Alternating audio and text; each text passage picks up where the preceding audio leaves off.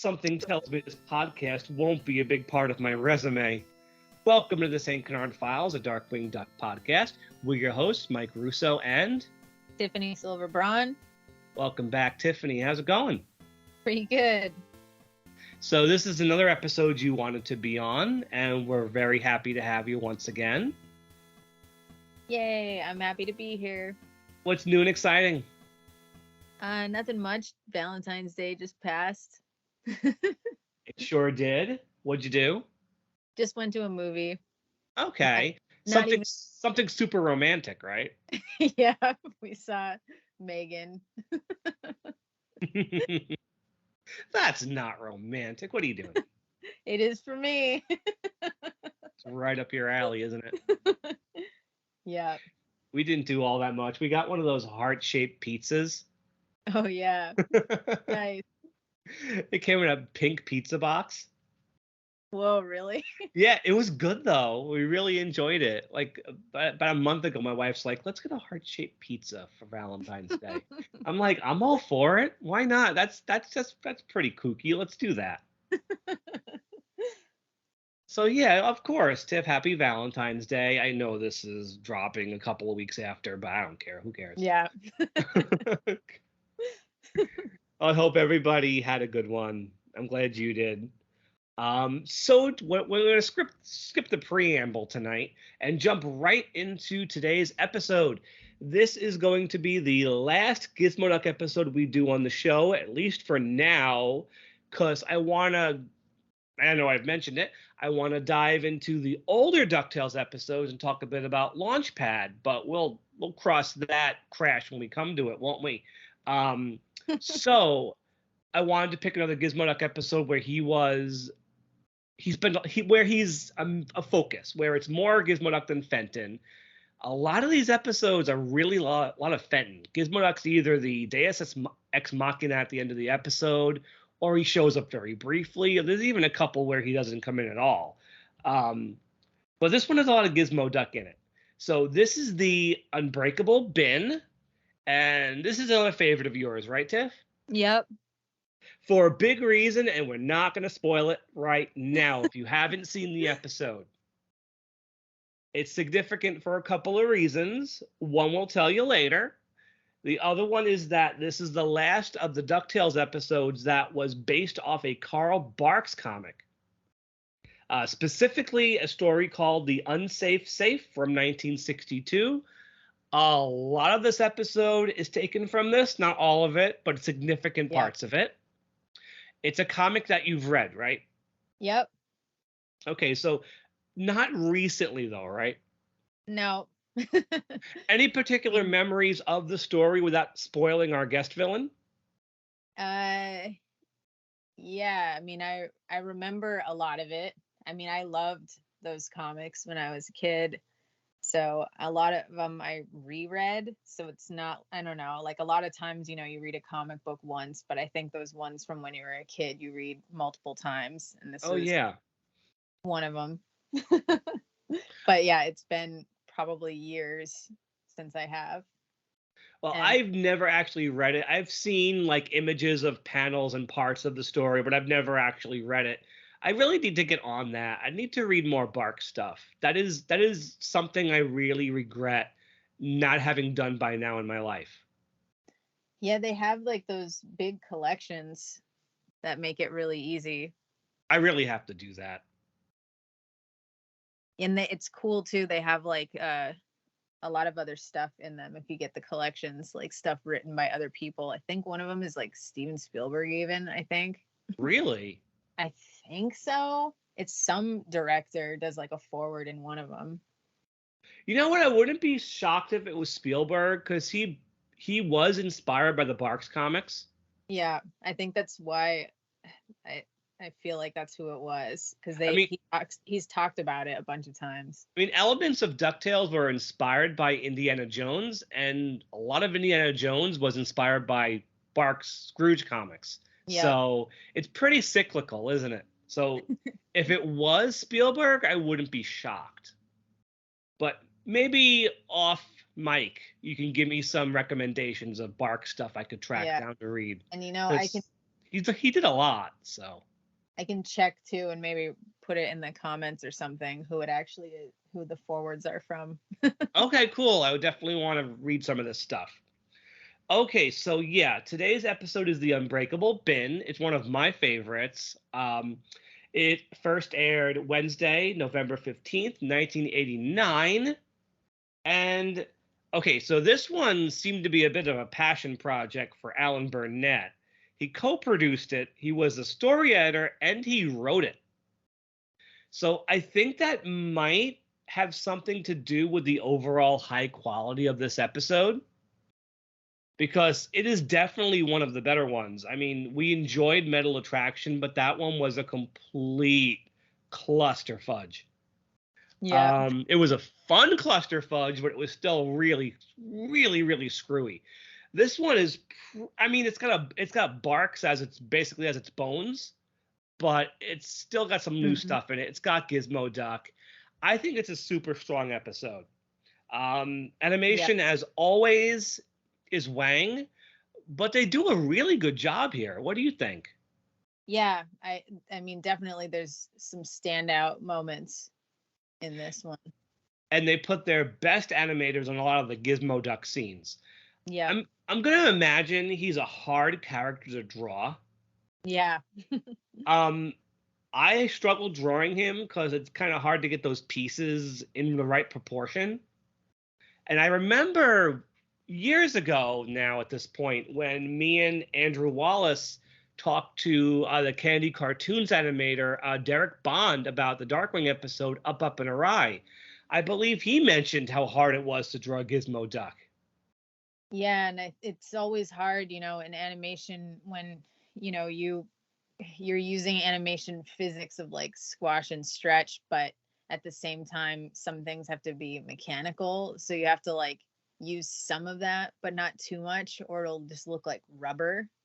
Right. I mean, there is a lot of squash and stretch on Gizmoduck in this episode, but you have to do that while still keeping like the 4 panels on his chest plate like the right distance from each other. The R has to look perfect. The buttons on the TV have to be drawn the right way. Those arm cuffs are difficult too.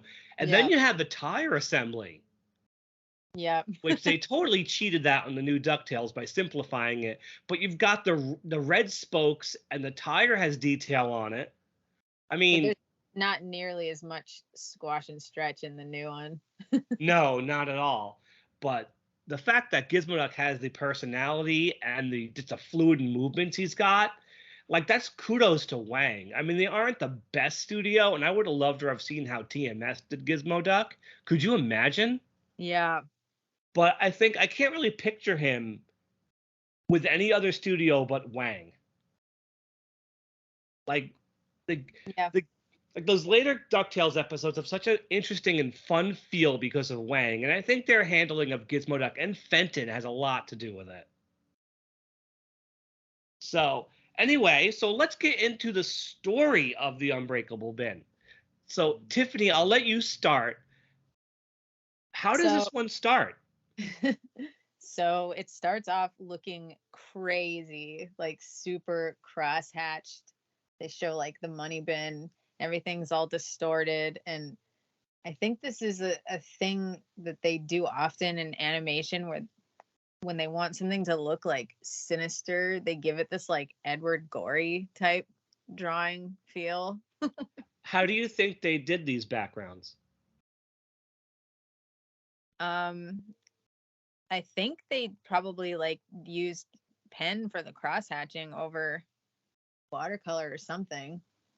Because it's absolutely different from the normal DuckTales look. Yeah, definitely. And it feels like a dry run for the Masked Mallard a couple of episodes from now. Yeah, it's like, it's also the colors are a little bit muted too. It's not like super bright. And you know something's off because even the sound effects are a little creepy. Yep. So, I'm sorry, what were you going to say? Oh, no, and it looks a little Haunted Mansion-y too. Oh, yeah, I totally see it. So, Scrooge is up in the money bin. What's Scrooge doing? Wait, what is he doing? He's like counting something, right? Yeah, and he noticed, I guess the bank was off by a penny, he says. Oh, yeah. And then he notices that there's these bushes moving towards the bin, and there's a ton of Beagle Boys approaching. Yeah, and this is unique for DuckTales. They kind of laugh like Bouncer and Big Time, and a few of them have Bouncer's tooth gap, but for the most part, they're generic Carl Barks Beagles. Yeah. And that's really cool that they did that. And they're popping out of statues and out of the ground, and they're laughing, and it's a great shot. They're in the paintings. And they're reflected off Scrooge's spectacles. Yeah. Yeah, so he runs down the hall, and they're backlit as they're marching towards him. He's trying to close the vault door, and they're struggling with it with him. It's really great stuff, and they're laughing, and the Beagle Boy music is all sinister. Yeah, they're popping out of the money. Yeah, well, he gets into the vault and closes the door, and just when he thinks he's safe, yeah, they start popping out of the money, which is great animation of the money piles like expanding and the Beagle Boys bursting out of them. Yeah. And then they grab him by the feet, they start to drag him under, and what happens? He wakes up. It was all a nightmare. Yeah. And the boys run in and say, "You had another nightmare," which is interesting. I guess he has them frequently. Well, remember Earthquack? He had a nightmare about the Beagle Boys on that one, too. Yeah. But this time they were gigantic. That's kind of a depressing thought that he's constantly having nightmares about the Beagle Boys. And yeah, so he panics and he wants to go make sure the bin is safe. So he heads to the money bin, and of course, who do we see? You see Gizmoduck guarding the front. And he says, "Even a sneaky flea couldn't get past me." Yeah. But then... Oh, so then you hear a bunch of sounds, and Gizmoduck says, like, "Oh, it's those noises I've been hearing all day." And Scrooge freaks out because he says there's someone inside, and he runs in, and it's Gyro, and Gizmoduck's like, "Oh yeah, I let him in earlier." Gyro sounds off today. Yep. I think Gizmoduck sounds a little off too. Yeah, but Gyro is especially noticeable. Yeah. And throughout the whole episode, not just this scene. I don't know, like, Hal Smith had been doing this voice for a while. Like, maybe he got a cold that day. Yeah. But speaking of Earthquack, if you ever go back and listen to that one, that was the first Hal Smith episode with Gyro, and the voice is all wrong. Like, it is so creaky and old. He sounds like he's 80. Wow.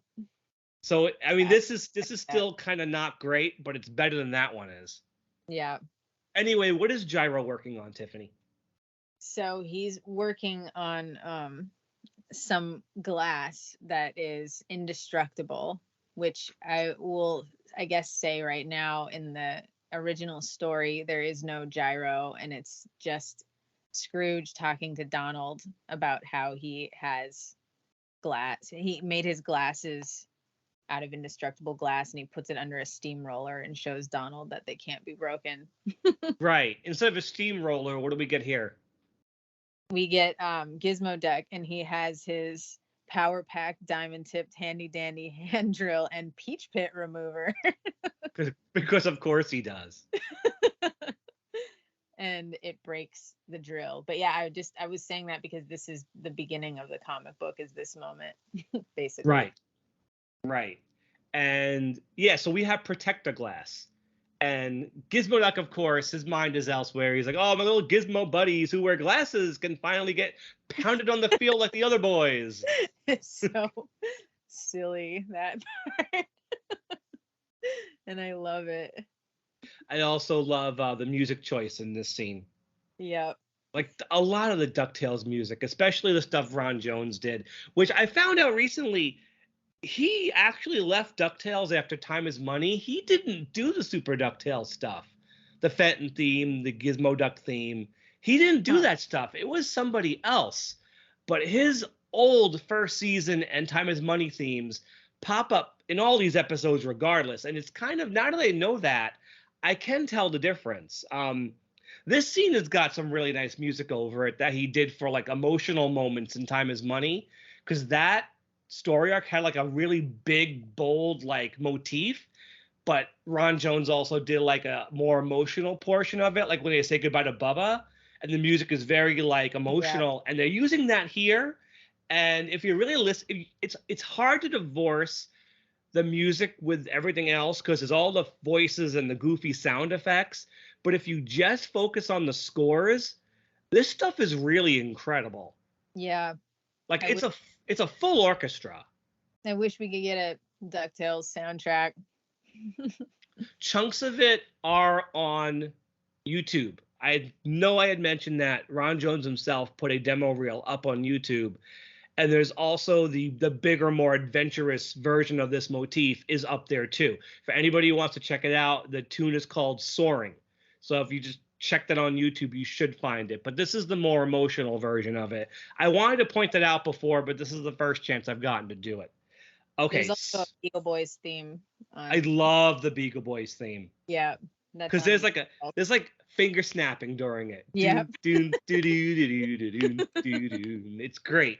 Okay, so we get a bit of a time jump, and next we see that the money bin is completely covered in the protectoglass. We got Scrooge as the kids, Gyro, and Fenton, and they're not alone. Who shows up?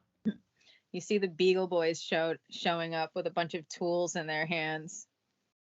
And the Beagle Boy theme gets played through this entire sequence. We'll just throw that out there.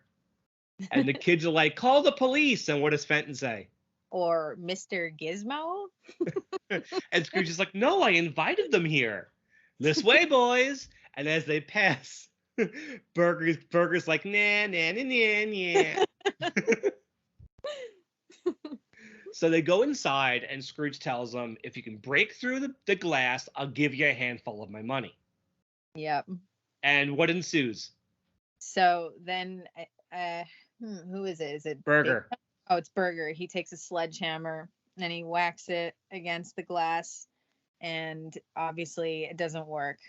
And it reverberates up his body. Yep. And so they don't get anything. No, and Big Time and Baggy are dressed in commando outfits, throwing grenades. This sequence is not an example of the writers of DuckTales throwing the Beagle Boys into the show, because they clearly love them a lot. This sequence was in the Unsafe Safe. It was longer. Yeah, there's multiple tries, and it also, when they do it, Scrooge doesn't invite them. They just are doing it on their own. Right. This is fun though. I wouldn't want this to be longer because there's a lot more we have to do here. So they leave, and they say, the only chance we had is over. We're done. So the Beagle Boys are gone, and Scrooge is so excited. He's like, I can finally take a vacation I wanted to take for 40 years. Yeah. He tells the kids we're going on a cruise. He says that he can finally show them the world, which I find a little bit weird because they've been all over the place at this point. But maybe there's a difference between a pleasure vacation and a treasure hunt. Yeah. I mean, they've been to Antarctica, but I wouldn't say that trip was fun. Yeah. They've been to the Himalayas. That wasn't fun. They almost died from hypothermia in that episode. So anyway, so you see Fenton looking at the glass. He's like, it'll be really easy for Gizmoduck now. And Scrooge is like, yeah, a little too easy. Yep. So the next shot, we get a bunch of costume changes for Fenton. Yeah. We see Gizmoduck, I should say, pacing back and forth in front of the money bin. Every time he goes past, he's dressed a different way. The first time he has missiles for hands and one coming out of his head. The second time he has a chainsaw and a purple mask. The next time, I didn't quite catch what he was dressed as. Is it like a foreign legionnaire or something like that? Yeah, it's kind of like Napoleon-y. But with a blunderbuss. Yep. The next time, did you see who he's dressed as? Rambo. With a machine gun. Yeah. And the last time, it's just the general Gizmoduck weaponry, including that skunk again. Yeah, And he's back. yeah, the skunk is back. It survived. And he also has a needle, like a hypodermic needle, which is a little creepy. That is a little creepy. So you love this. You told me you like this scene. What happens next? Yeah. So a guy comes up and he says that he has a telegram for Gizmoduck, and he gets really excited and he's like, I've never had a telegram before. Is it a singing telegram? And he's like, no, it's just a regular telegram. He's like, could it Oh, please. sing? It would really make a lonely hero's day. And he's like, all right. And he reads it and it's just, you're fired. And this is one of those scenes where the animation on Gizmoduck is just spectacular. Oh like my gosh. He's clapping his hands all excited. Yeah. And like I love it when he acts with his visor. Like the visor shouldn't pinch and bend like that. Yeah. But like, and when he finds out he's fired, just the visor is so sad. Yeah. That expression is just so good, so extreme. It's like his face is melting. Yeah, it's so fantastic. And I think the telegram guy was Frank Welker. We're going to see our voice actors all over this episode in all these incidental roles. So Fenton goes to the mansion to basically ask Scrooge, what's up? Like, why? Why did you fire me? Scrooge is kind of a jerk in this episode. Well, I mean, his reasoning is sound. He's like, why should I pay someone to watch a building if it's impenetrable? I totally get his reasoning, but it's still kind of cruel. Yep. And Fenton begs him. He's like, please, Mama and I have grown accustomed to our extravagant lower middle class lifestyle. I love that too. And Scrooge promises, you can. Yeah. And Scrooge promises him you can stay on as my accountant. But he's like, I could really use that second paycheck. Yeah. But Scrooge doesn't want to hear it, and Scrooge just leaves. And for one final indignity, what happens to Gizmoduck when the scene ends? Hey, what does happen? He falls down the stairs. Oh yeah, goes bouncing down the stairs. But again, I wish I knew, like, if there was a name. I mean, it would probably just be some guy from Taiwan. I wouldn't really know the name. But the way he falls down the stairs and his arms are swinging in perspective. Yeah. But it's Gizmoduck. He's hard to draw. But they have him bouncing really down the stairs, swinging his arms. It's really great stuff. Yeah. So after the scene, we see Scrooge and the boys, and what are they doing? They're going on a luxury cruise. Is it really a luxury cruise? They have money for a luxury cruise, but not to pay Fenton. Well, Scrooge says it was they booked a cruise that didn't serve food, so they brought their own food. And says, "I hope you like bologna." The cheapest of deli meats. Yeah. It's like the first episode where he has the kids live off the cheese samples.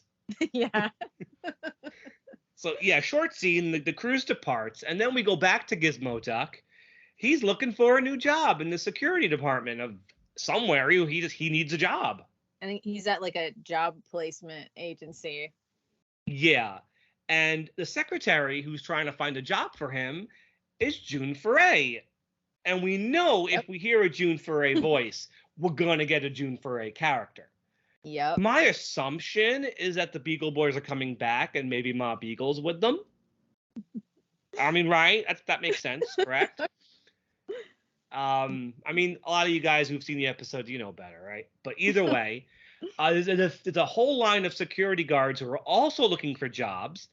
Two of them are voiced by Hal Smith, and who's very Glomgold kind of voice, and Alan Young. And they're all out of work because everything now is getting covered in the glass. And the Alan Young security guard says there's no security in the security field anymore. Yep. And the two dumbass police officers from the Good Mudders are back there too. You remember those two guys? Yeah. Arrest them, and they go to arrest Mrs. Beakley. Okay, so after this scene, we catch up with Scrooge again. They're on the beach. Yep. What's happening? And Scrooge is being a cheapskate again. And the boys are waxing a surfboard. That's what it looks like. Yeah, and he orders them one soda with 3 straws. from an island girl who is also voiced by June Foray. Yep. And then they say that they're really thirsty. So he's like, fine, 3 small sodas with 3 straws. And they're like, wow, we've never seen you splurge before. He's like, now that I don't have to worry about my money, I don't mind spending it. And then he says it would take magic to get my money now. Oh. We know where we're going with this. Where are we going with this, Tiffany? So Magicka Dispel is watching in her crystal ball. It's not Ma Beagle. June Foray is back as Magicka in her Yay. only appearance after the first production season. I don't know why they didn't use her more. They had June Foray. I know. Use her more. But she is so fantastic as Magicka. And it's her only time with Gizmoduck too. Only time with Gizmoduck. And she's like, it's magic is kind of magic. And she ends, of course, with a cackling laugh. And we see Mount Vesuvius too, very briefly. Yep. All right, so that's where our first act ends. We go to commercial, and then we pick up with Scrooge and the boys are taking a tour of the village of Quackinaca. Yep. And they're with a tour guide who thinks he's the funniest guy in the world. And he's awful. He is awful. He is so awful. He's memorable, but he's awful. He's being voiced by Chuck McCann. Yep. And Scrooge, they ask him, are there any wild animals? He's like, yeah, just ask my girlfriend. And he's so awful, he's embarrassing. Yep. So they get to the village, beautiful downtown Quackinaca. I'm surprised this episode does not have a content warning because the natives are a little stereotyped. It is what it is, right? They don't dwell on them though. Yeah, there's like barely like anything with them. Maybe if they talk. I think there was more of them in the comic book. Yeah, I wouldn't be surprised at all if there was more. They don't talk, so I don't think it's as bad as it could have been. But anyway, they spot some feathers on one of the huts. And Scrooge is like, wow, these are beautiful. And the kids are like, wow, Uncle Scrooge, you've changed. You're taking pleasure in beautiful things. And yeah, then he says he just wants them to put in hats to sell them because he sees everything as a money-making opportunity. And the guide says that the feathers are from the national bird of Quackinaca, the Quackinacanicas. And they're like, can you show us? And he goes, hey, can a tsetse fly? God, don't go into stand-up, dude. You will get bombed. So the Quackinacanicas, we're going to see them in a little bit. But we go back to Duckburg, and poor Gizmoduck, man. There's a little boy and his mom who see Gizmoduck, and what's Gizmoduck doing? He's a traffic director. No. Yeah. And have you noticed there is never on the show, except for the Bubba song, they have never used kids on the show as voice actors. So when this little boy talks, it's like the weirdest Frank Welker voice. Mommy, what's Gizmoduck doing? And June Foray really earned her paycheck that week because she's doing the mom too. Yeah. So Gizmoduck has like traffic flags coming out of his helmet. I don't know where his head is when those things are popping in and out, especially when the helicopter comes out. Where is that coming from? But yeah, he's pretty embarrassed for himself. And then who should show up on a broom? But he's trying to keep his spirits up. He says, let's not get depressed. Yeah, but, you could tell he's miserable. Yeah, so then you see Magicka flying in on her broom. I think this is the only time on the show she used a broom. Yeah, I think so too. She has her own jet. Yeah. That would have been faster. And yeah, she comes up to Gizmo and he says, "Is that vehicle registered?" It's so weird to see them together like that. Yeah, totally. I mean, Gizmoduck and the Beagle Boys go together, but just like my mother, the psychic, it was so weird to see him with Glomgold, and it's even weirder to see him with Magicka. Yeah. And he stopped her because there's some mother cat and kittens passing.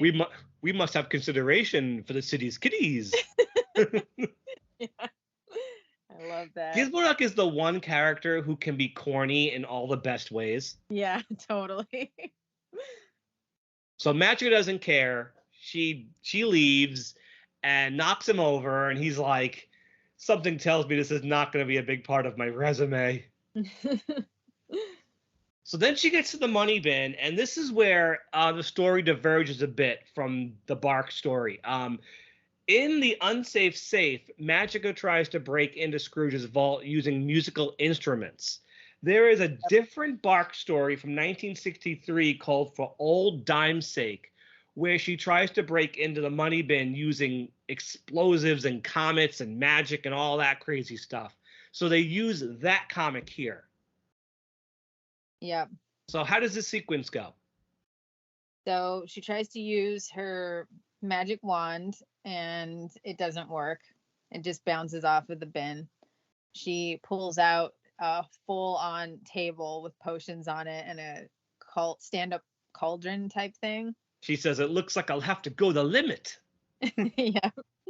And then a huge cloud comes out and she hits the bin with this magic explosion, and it's a really big explosion you see from like a distance all throughout Duckburg, but it still doesn't do anything.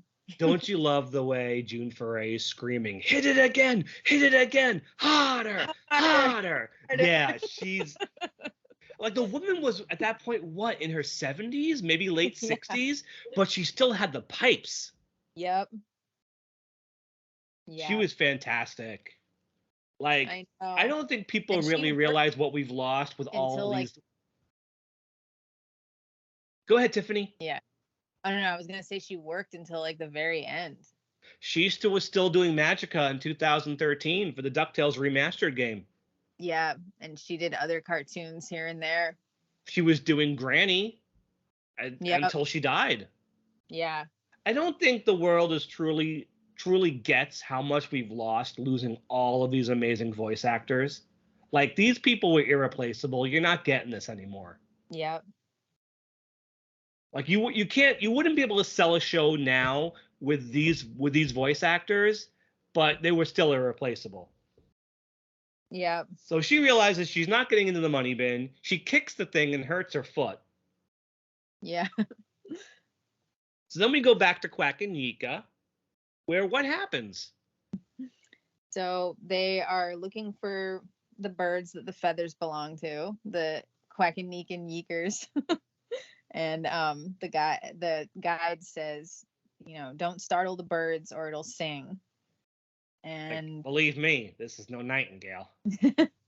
Yeah, and then of course I think it's Scrooge. He accidentally steps on a stick. Yep. And the bird starts screeching. And it breaks. That's gotta be Frank Welker, right?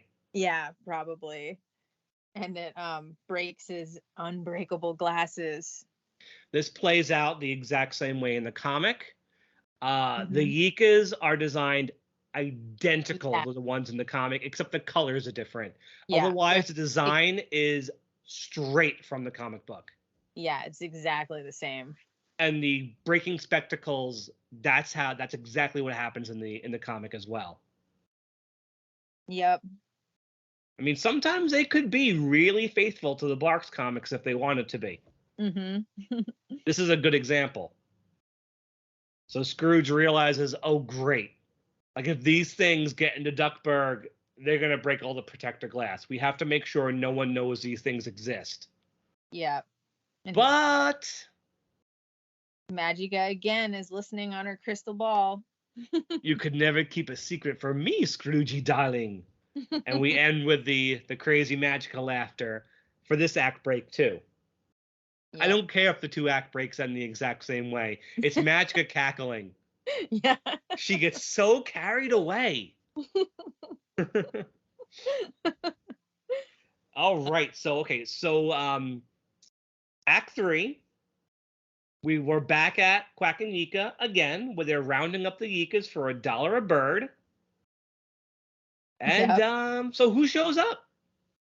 So Magicka comes in, but this time not on her broom for some reason. She's in a canoe. Why isn't she just using the broom? I don't know. And she uses her wisp of wind powder to make a little mini tornado on the back of the canoe, and it makes her go super duper fast. But unfortunately for her, it goes too fast, and she crashes directly into Scrooge. She pulls a launch pad. Yep. And Scrooge is like, look what the wind blew in. And she zaps him. She knocks him out pretty much. The kids come in to rescue him. She zaps them too. And then she zaps all the Yikas. And then what does she do? So then she ties all the birds up and makes a little sling and goes flying off to Flight of the Valkyries. Again, yeah, the Valkyries music from, I think that was a Made in the Myth it was written for. Yeah. Dun, dun, dun, dun, dun, dun, dun, dun, yep. But so yeah, this is that shot of her like flying away with the birds, that's like directly from the comic book. Oh, the drawings are verbatim. Yeah. And she has all of them on ropes, and the ropes, she's holding them all together, and they're just flying her up in the air. Straight from the comic book. Yeah.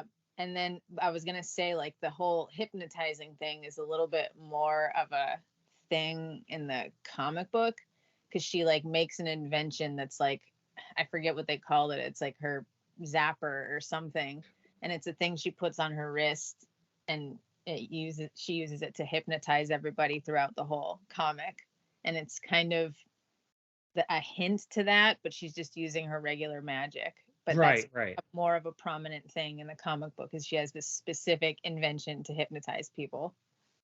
Right. I've seen pictures of it. It's like on her wrist, right? Yeah. It's almost like Spider-Man web slinger. I was going to say, yeah, I saw a picture of it. It is very Spider-Man. And on the way out, she bumps into a coconut, bonks Scrooge on the head, knocks him out of his trance. He wakes the kids up. He's like, let's get back to Duckburg before it's too late. Yep. And then here comes one of my other favorite Gizmoduck scene, where Gizmoduck is a lunch truck at a construction site. This is just hilarious. First of all, Gizmoduck is wearing a chef's hat. He's cooking burgers on a grill where the TV in his stomach area usually is, right? Yep. He's got spatulas. They're playing the kooky Fenton music. And we got construction workers voiced by Chuck McCann, Hal Smith, and Alan Young, who are ordering food from him. And the Chuck McCann one's like, how about a hot cup of Java? And where does he get that? In the back. In the back. And unfortunately, the cup drops in upside down, and the coffee spills all over the inside of the suit. Yep. The animation of him jumping up, holding his butt, and screaming is really great. Yep. And he zooms away and jumps into a mud puddle. And then Tiffany, what does he say? Said, I thought I was going to decaffeinate myself. And just the animation on him is just so good. Yeah. And then Scrooge, the boys, and Gyro are, driving down the street in Gyro's little UFO machine that he has. Yep. which he had way back. Micro ducks in outer space, I want to say. He had a little UFO thing. So he's still driving that. And Scrooge is lamenting firing Gizmoduck when who should they see? Gizmoduck. And he's sitting there in the mud still. He's like, the Mushu looks a little mushy.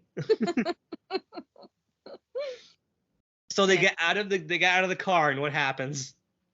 And Scrooge tells him about how Magicka's found a way to break through the glass. She has. Yeah, of course, Gizmoduck's excited about it. And then he puts his hand over his mouth. He's like, I mean, how unfortunate.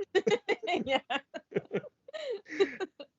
And then Scrooge is like, I need you. He's like, am I back on the payroll? And Scrooge is like, I suppose, with a big raise. And then he sees all the angry construction workers coming for him. And again, I love the animation of him taking off the chef's hat, giving it to Scrooge, and he's like, we'll talk about this later. And he zips out of there. Yeah. So Magicka gets to Duckburg with the Yikas, and what happens from there?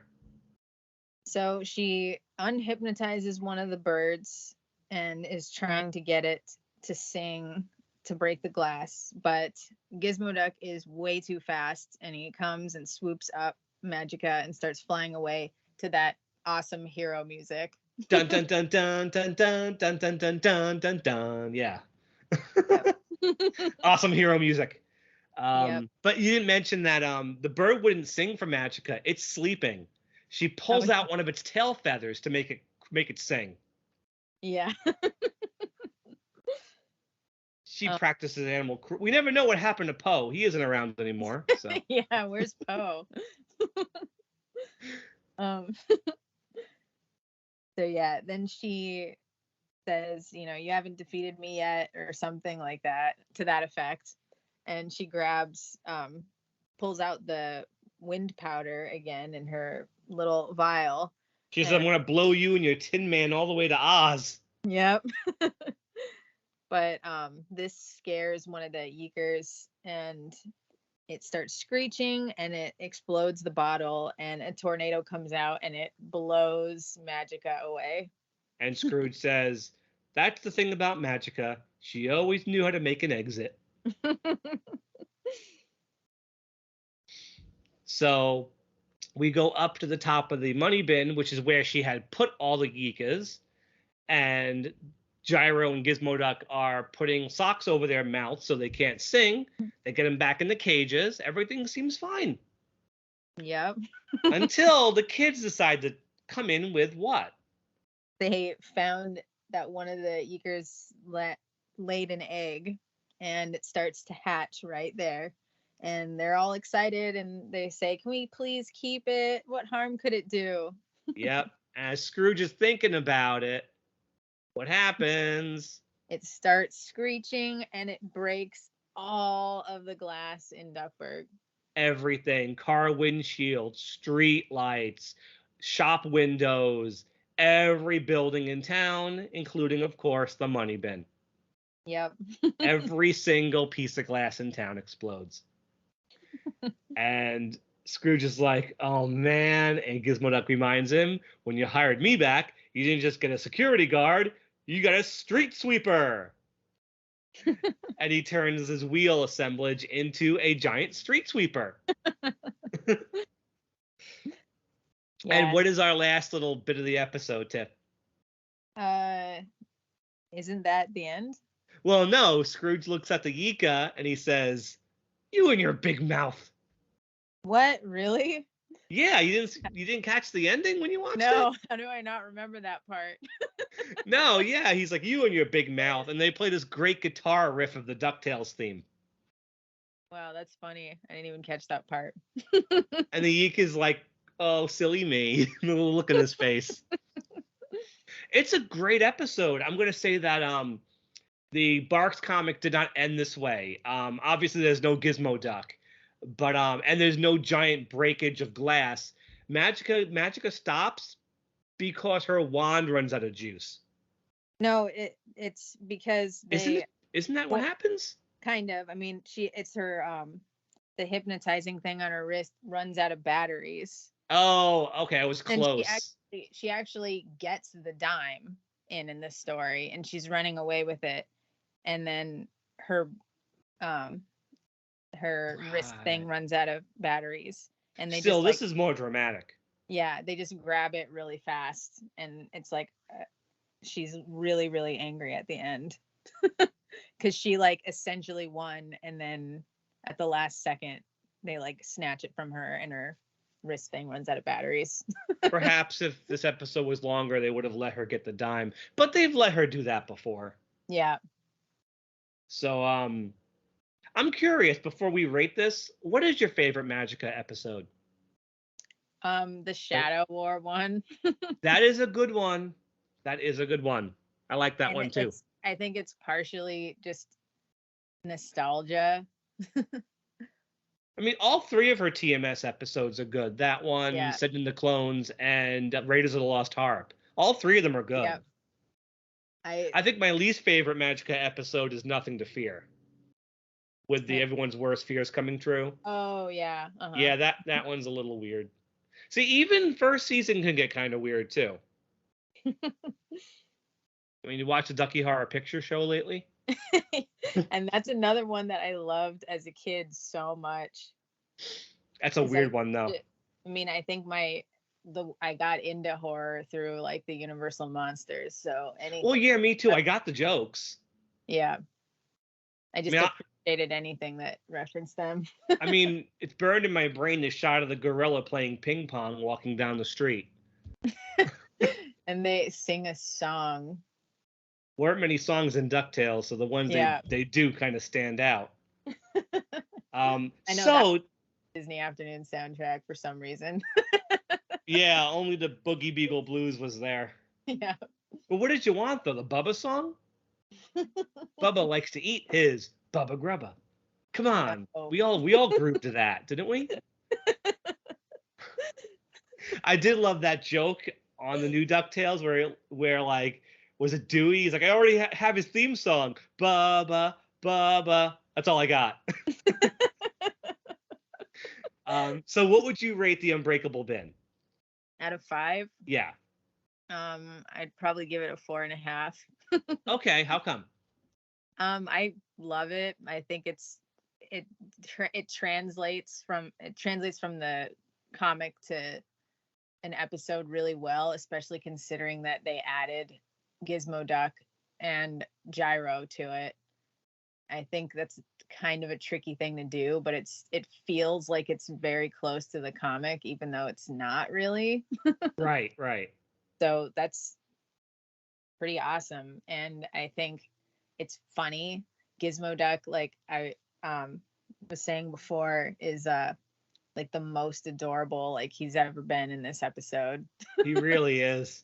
And yeah, Magicka is great. This is more of a goofy Magicka. She's not like a super menacing Magicka, but you know, she can do either one. I'm not gonna complain. Yeah. I mean, she's fine. Yeah. She's such a strong character. Doesn't matter how they use her. Yeah. I'm Yeah. going to give this a 4.5 as well. I think it's one of the strongest Gizmoduck episodes. To me, it's really second only to the Masked Mallard, because that Yeah. one was like really, that one was a labor of love by everybody who made this. This is close. I think being a Bark story really helped it. Like it helped them focus on what they were doing. Yeah. It's great to have Magicka. It's a big shame she didn't show up more.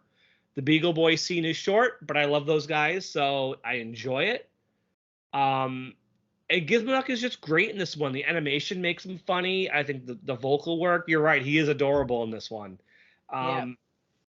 This is a really great episode. I revisited it a lot. I wouldn't have said when I was a kid I liked it a lot, but as an adult, I really find it great.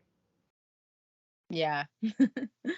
So that's it for this one. We're gonna leave Gizmoduck aside for a while. Who knows? We may get back to him at some point. Talk about Fenton a while.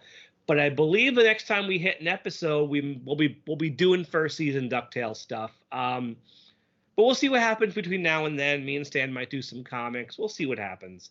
But we hope you guys have enjoyed this one, the 2 other Gizmoduck episodes we've done. And Do you okay, know when issue 2 comes out of the comic book? actually, it's funny you should mention that. By the time this drops, the review of issue 2 actually should already be up. Because we're recording this February 15th.